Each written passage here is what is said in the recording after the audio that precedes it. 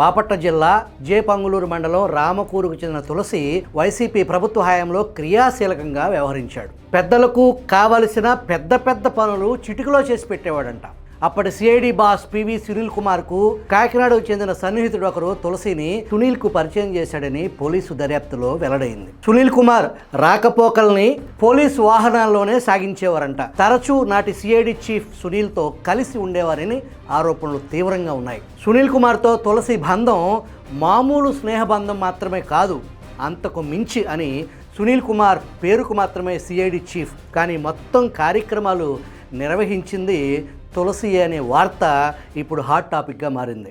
అధికారిక అడిషనల్ డీజీగా చలామణి అయ్యేవాడు అనే వార్తలు ఒక్కొక్కటి బయటకు వస్తున్నాయి. బదిలీలు, పనిష్మెంట్లు, పదోన్నతులు, ఫైల్స్ అన్నీ సంబంధిత వ్యక్తుల నుంచి రేట్లు వసూలు చేశాక సంతకం కోసం మాత్రమే సునీల్ వద్దకు పంపించేవాడని విశ్వసనీయ సమాచారం.